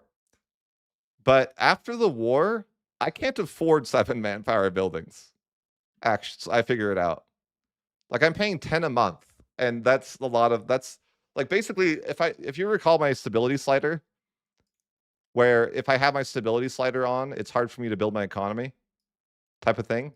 Well, now I'm paying more for my buildings than stability. So I'm like actively not making I'm not making that much money at all anymore. I think at some point I was making like 30 a month and now I'm making like 10. So it's like really, really crippling me to have these buildings. So I actually go and delete several of the extra manpower buildings that I have because I just can't afford it. And I'm like, that's great. Like that's a very natural way for the game to limit me and how big my armies can be. And at the time, I have 1,000 professional troops. It's not like anything crazy. And something funny to note is that Saxony forms. So you can imagine like Saxony's like here, and they're just chilling on my border with 2,000 professional troops. So the whole problem of the AI not having money and not having professional troops, like this guy has more. He has more than double the professional troops that I do. And I'm like, man, how is he affording that, man? Like I'm struggling out here, and Saxony's flexing on me with 2,000 professional troops on my border. You know. So I'm like, that's awesome, right? That's just like good to see. I could probably build more professional troops. I just really can't. Like I just couldn't build any manpower buildings, and I'm struggling. It can be a struggle because it's just like I have all this land out here, but it's like zero control land. All this land I have is like actively harmful to me because it's just lowering my crown power, right? It's not like that bad for me, but I'm trying to culture convert slowly though. I will mention that. Like I'm trying to, go through and culture convert. But I'm not very good with humanists because again, I'm not, hey, I didn't go the OP religion, so it's really slow to push humanists otherwise. Like, I changed my laws. And one thing I did want to mention that I didn't gloss over earlier is that obviously I still think Parliament's too strong. In 2 cycles of Parliament, I was able to change 5 laws to help push towards humanist and other things that I value. And normally this would be about 500 stability, but again, that's just free, and that was over the span of 2 parliaments. I did want to note that I do think the Parliament nerfs are good, but I would still be pushing for more nerfs to Parliament. And I guess some other creators probably won't agree with me, but right, I just want Parliament to be giga nerfed, and I'm gonna keep pushing for it. But I just did want to mention that that does save me like 500 stability because I'm able to change laws for free. Remember with Parliament, and in one Parliament I was able to change 3 laws, and then I changed 2 with the next Parliament. So anyways, later on, we're going to go ahead and invade Magdeburg once again. He only got 1 more ally back, so this is a super easy war. And I definitely do not call in my allies to help me here because I don't want to run into the same scenario with Bohemia occupying the land for me. I can't accept all of it because it's above my capacity to do so, David. Like you have a Diplo capacity, and Prussian is not in the same culture group as like Brandenburg-ish or whatever it is. It doesn't hurt me like it always hurt you before. Flapjack. But it's minor. But yeah. But anyways, a lot of the point of what I'm saying here and a lot throughout this campaign is that I'm very just slowed down by the economy. I'm not very like bailiffs are really expensive and they're actively like they're a lot worse. Not only are bailiffs worse, now you have to pay for maintenance. So it feels significantly like I'm still playing around with like what's the best thing to do. But I almost think that like I kind of played around with the idea of kind of building up my centralizing my nation a little bit more before I tried to build bailiffs because again, and bailiffs are I'm like I don't know the value of taking land, especially early in the game. I feel like I kind of needed to make more money, but every time I build a bailiff, it is they're expensive for one, and I'm not making a lot of money because I have to pay for buildings. So the economy is significantly harder, which I like. Just to be clear. And one thing I was worried about is like, oh, the AI is going to struggle when I get professional armies, but I haven't run into that yet because again, I'm so limited by money, and Saxony actually had a bigger ascending army than me, anyways. So, anyways, also they changed it. I did mention this before with my notes that when I fight Magdeburg, I don't need to siege out every single fort he owns. In fact, I don't even need to siege out any of the forts. His capital doesn't have a fort, and as soon as I siege that out, I'm able to get the rest of the provinces without sieging out the forts. Maybe this is a bit too easy, but I'm very happy with it, right? I don't have to spend all this time sieging out forts. I won some major battles and then took his capital, and he's willing to peace out. And of course, we did annex him. But I was like, oh, that felt night and day better than it was before. Like, I don't just have to sit there and siege out his land for no reason. Like, I won some major battles, and I got his capital, and he's willing to call it a day, which I'm like, that seems reasonable to me. That was something that I was definitely pushing for in my feedback. So I don't know if that's, some people maybe think that's too good. Maybe it is, but it's definitely feels a lot better than the alternative.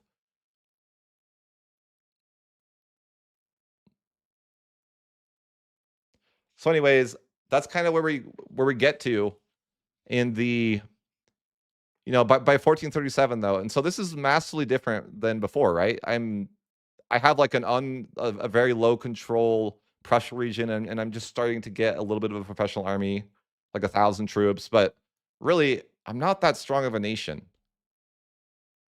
I'm doing okay, but I'm having a lot of fun because I'm not such a strong nation, if that makes sense. And that's what I'm really loving about playing this patch so far. And that's what's giving me a lot of optimism about EU5 is, just playing this and being like, oh, this is like, I've hit the 14, I played 100 years and I'm not bored. I'm not even doing that well. I think I'm doing okay, but I'm kind of like, AE's really hard to deal with too. And I do remember in the second age, I'm actually going to pick up an antagonism buff this time because it's something I actually have to consider. Because, and a lot of times when I'm going to these wars, I look at separate peace and I'm like, I'm not going to separate peace people or, like non-co-belligerate because it's very punishing. So anyways, that's kind of where I ended up playing to. I'm kind of like a weak, I'm in a union, but it's a decentralized union. And I'm just having a, tough time building up my nation and, a tough time building up my armies because it's again, very expensive and it feels really good. I didn't. No. I'm not neglecting the economy at all. I'm doing everything I can to make a good economy. I'm like trying to. I'm like literally. I know I'm not talking a lot about economy, but I am like doing everything I can to have a good economy. Like I'm upgrading my RGOs. I'm building roads. I'm building temples. I'm trying to build cities. Like I'm doing everything that I know how to build a good economy. If that makes sense. But it's to the point where it's like I need to kind of figure out how to be better with my economy to actually, be successful, which is like good, right? Like I'm happy if that's the problem. I want that to be I want the problem to be that, oh, I need to figure out how to build a better economy so I can be more, so I can like be a bit stronger, which I'm like that's amazing. So anyways, I feel like what I'm saying is though, and that's kind of where I wrap up that the run. That's all that's all I've had time to play. I played a bit today after my tournament, and that's kind of all we got to, right? But the point being is that this feels night and day better to me. And I just wanted to be like, W for Paradox and just, like I guess things aren't perfect for sure, right? Like I'm not saying things are perfect and it's great, but I'm like, it's way better. I mean, at the same time, it's like I don't really want to optimize the fun of the game too, Flapjack, by like min-maxing my economy so hard. But I think I have a good understanding of how economy works and how to do things well.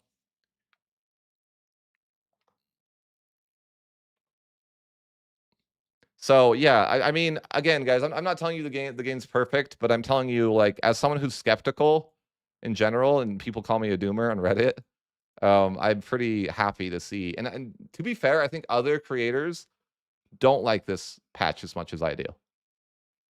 Right? They feel like it's like too punishing. And for me, I'm like, this is exactly what I wanted, sort of, right? So it's not. I think there are some there's some mixed feedback in as far as like different creators go, whether they like it or not. But not like for me, it's like I'm definitely on the end of like, oh, this is fantastic. This is so much better. Like this is I'm just like this is the most fun I've had playing the game. Like I feel like I've never had to delete manpower buildings because I couldn't afford them because the upkeep was like it's Like, I'm like, that was such a weird experience being like, yeah, I literally am gonna delete these buildings because I can't, like, my economy will not grow if I do this. Like, I almost wonder, like, it feels like professional troops are just really hard. And they did also, I heard, I didn't really get to play it, but I heard the levies are like, the gap between levies and professional troops is also a bit reined in.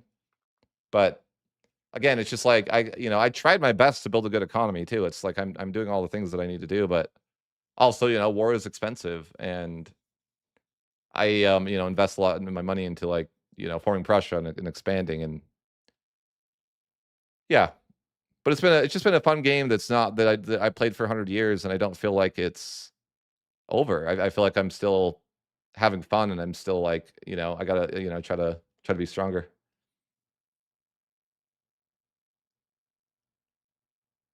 Oh, it's good to hear. And again, yeah, I haven't read all. I mean, they don't really give us patch notes, do they? Lambert, I don't think so. But just so far, I've been really impressed.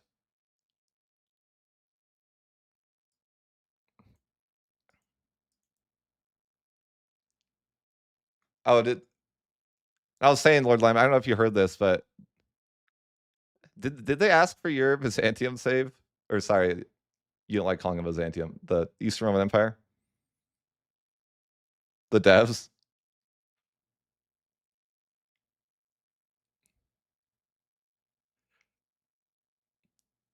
I just thought it was interesting. They asked me to provide them my save game so they could look at it, make some adjustments, and I was like, interesting. I guess they didn't like the ease, right? Which is cool. I'm like, yeah, okay. They saw it and they were like, okay, maybe they look a little bit too easy. And or maybe they wanted to target that religion I swapped to as well, right? Maybe that was what they were more interested in. I'm not really sure. I didn't ask. But that, yeah, I do think, yeah, yeah, yeah. I do think they're gonna nerf that religion based on that though. That they were like, hey, yeah, it was really nutty because I think the reason it was so nuts, and it probably because I had such a high percentage of my culture, like it was 95% was culture converted. I don't know if they might nerf that, like, they might nerf Byzantium as well after seeing that. I don't know what the devs are going to do. I just thought it was interesting. They wanted to take a look at the save, and they said that they wanted to look at it and make some adjustments. They didn't really go into details of like why, but I was like, yeah, no worries. So yeah, we could be seeing a little bit of a Byzantium nerf, or we could be seeing that religion nerf.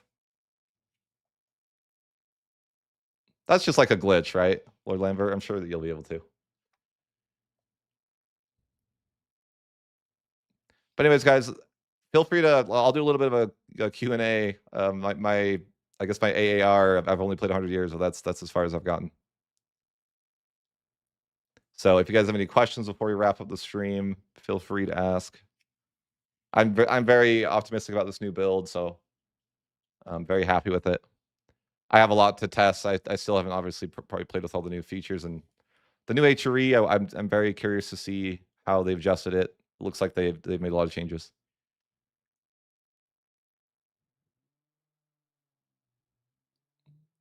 But I'm happy to answer any questions before I take off if you guys have any.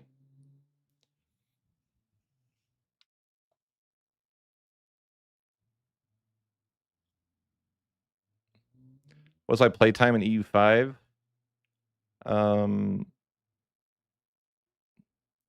Something like 550 hours.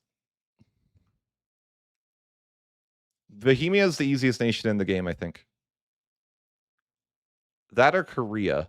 I played a little bit of Korea the other day, and they're also maybe they're even easier. But anyways, yeah, I'd say Bohemia is very easy. Bohemia is like the richest starting nation because they have so much gold, and they're also just in a great spot.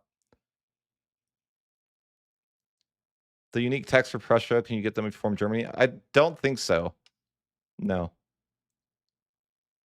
Yes, well, yeah, that's what I've heard.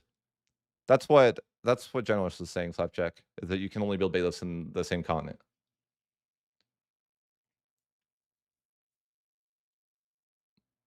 Are new changes for upkeep too much? I don't think so. But I've only played for a couple hours with it.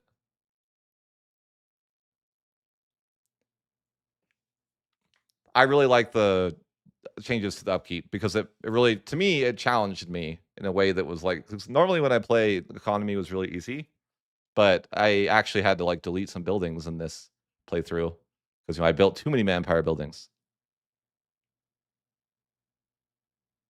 So I was really enjoying that.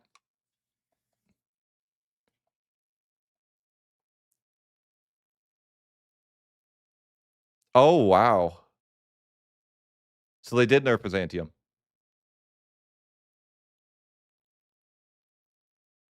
Interesting. I'll probably have to check them out again.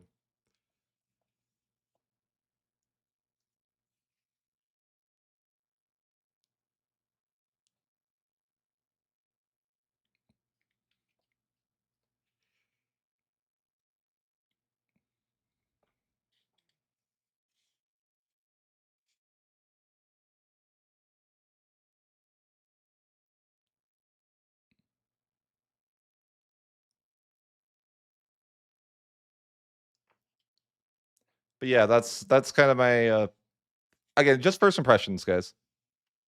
This is like the game does feel significantly different. I noticed also that Very Hard, I guess only Lambert would know, get this, but Very Hard has like a description of what it does now. You can actually, because apparently it was placeholder before, but you can see all the different buffs that Very Hard gives now, which is cool.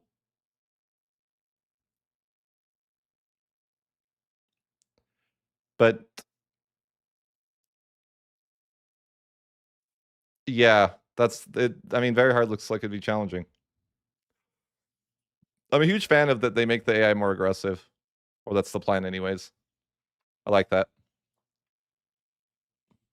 But yeah, it's an optimistic day, guys. I know a lot of times you guys hear that I'm like, down on different parts of the game, but this update has definitely made me pretty optimistic. Yes, Lord Lambert, 100% agree. I was going to make a feedback that's saying they should have an aggressiveness slider. I mean, maybe they've already considered that, but I'm like, that would be so cool if they could have an aggressive. Because yeah, I don't want the random modifier buffs, but I do want the aggression. 100% agree. I appreciate you backing up my when I said that I wanted it plus 100% on the Parliament nerf, right? Lambert backed me up, and he was like, "I agree." I'd love to see what that looks like. Could I explain how they changed forts? Um, yeah, sure. So forts are like, think of a fort as a slider, right? So forts have a slider, but now the slider has no minimum. So it used to be like, imagine that before it would be like, if you multiply your forts, you're still paying like half or something. I don't know the number, but instead of paying half, you're actually paying 0 for your forts, right? At the bottom end. So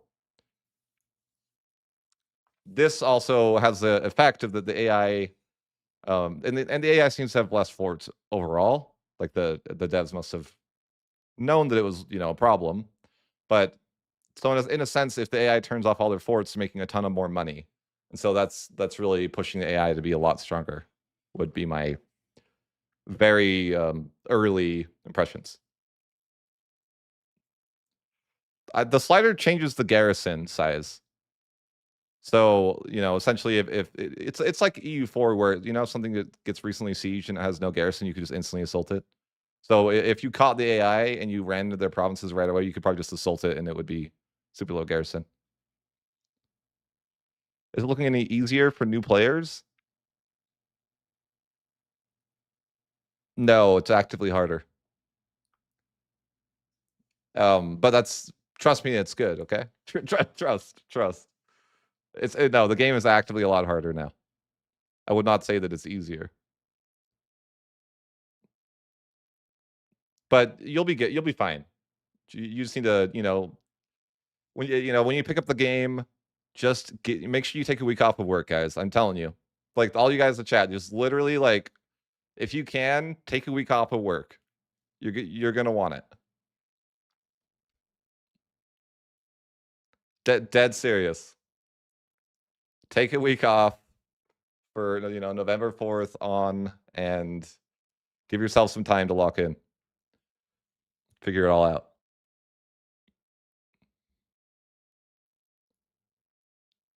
I'm serious. Like you're it's for me at least. Other creators probably have a different experience, but it was super overwhelming for me for a bit at the start.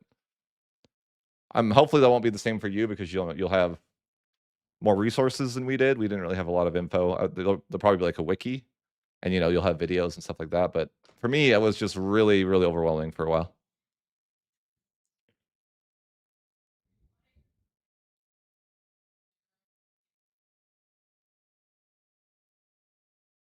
It doesn't fall instantly, but it would be like having it has like a 10 garrison, I believe.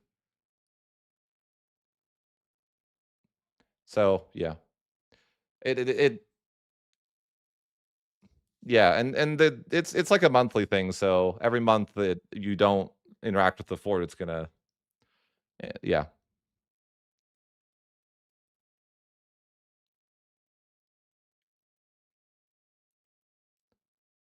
I don't know if that. I think that might be true. I don't. Again, Jangers, I don't know. I haven't tried to like rush into a war like super fast like that and looked out the garrison.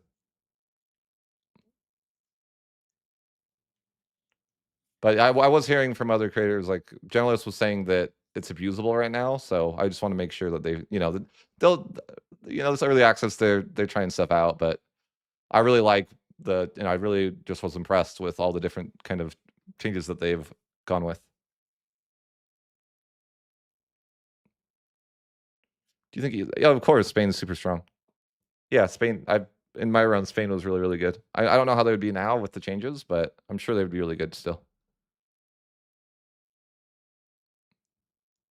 Yeah, Castile's definitely like yeah, insanely strong because they just have so much land and they have lots of. I think they have a pretty good amount of different resources that are pretty valuable. That's true too. They live there. I haven't got to decolonization, but I heard that the AI colonizes a lot more now because they have money.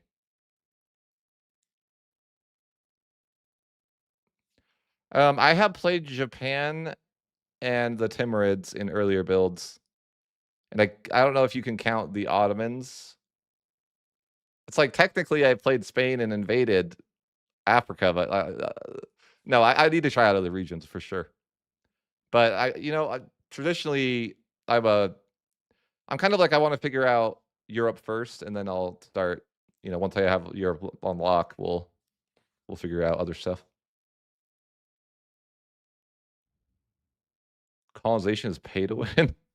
Yeah, it's like you try to colonize, and there's like a little. You need 10 paradox coins to proceed with this colony. That's exactly how it is. What country are you playing next? I'm gonna continue my run, Daniel.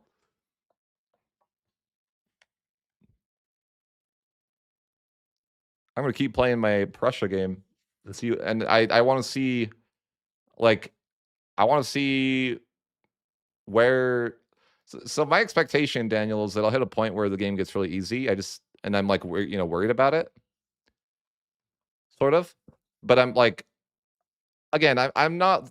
I'm like cautiously optimistic, if that makes sense. The game loads up pretty fast.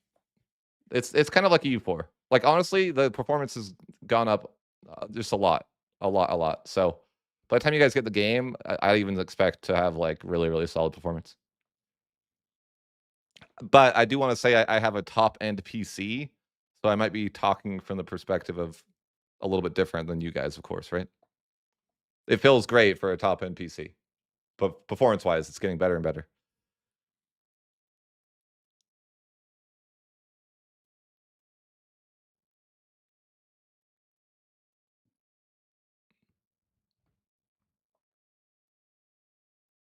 But better than Victoria 3. Yeah, I like it.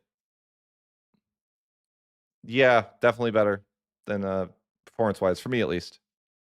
I think it will be better performance than Victoria 3.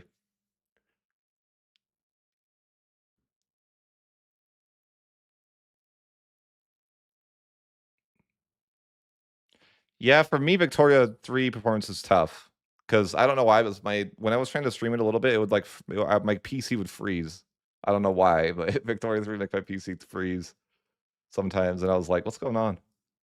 So EU4 or EU5. Actually, my PC used to freeze with the EU5. It doesn't anymore though.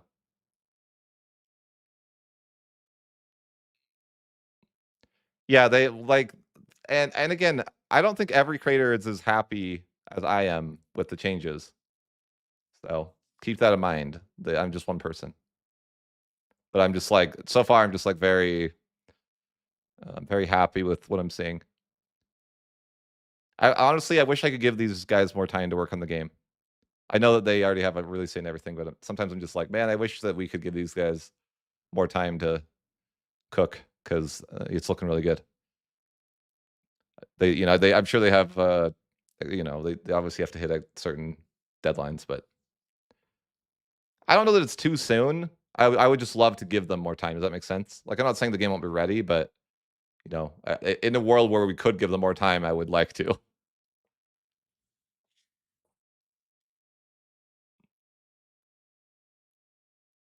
I'm sure these guys are going to be super stressed these next 2 months.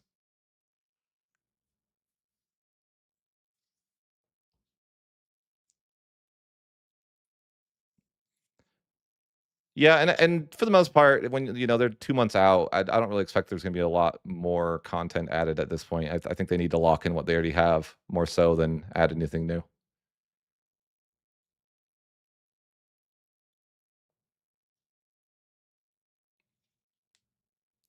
Yeah, exactly. I mean, they need enough time to play test these things, and when you're talking to less than 2 months, you're probably not going to be adding major features at this point. You're probably more so going to be, rebalancing and retuning different features that are already there. But I would think that the next 2 months is a lot of balanced and polishing.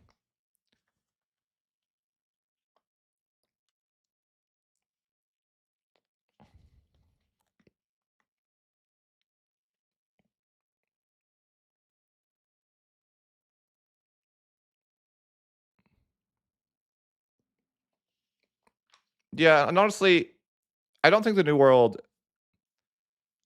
I feel like the new world is like it might need a DLC. If I'm just being completely honest, I have not tried MP.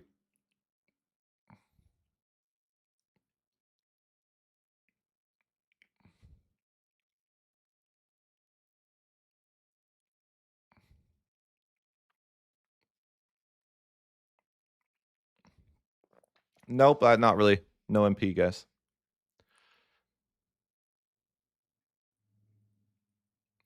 I think that's a great idea. I saw a lot of comments on my video that was like that. So yeah, I think that it would make like it would be a lot harder if Serbia, because I can see that being really hard. Because if you like, for example, if you try to invade the Ottomans, then Serbia could jump on you and that would destroy you. Yeah, that's what I've told people is that I joined your MP and it was less than optimal. Me and Lemon Cake couldn't control our armies, which was an interesting experience.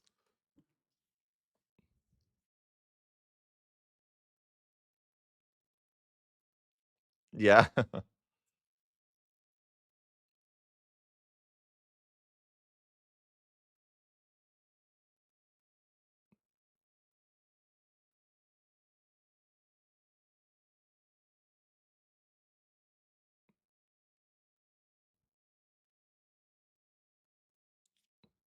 All right, guys, I'm gonna call it a night. Thanks for tuning in, and I appreciate your guys' support always. Catch you guys in the next one. And this will be a video. You guys can check it out. It'll be summarized for those that are joining late and want to see it. Take care. Have a nice night.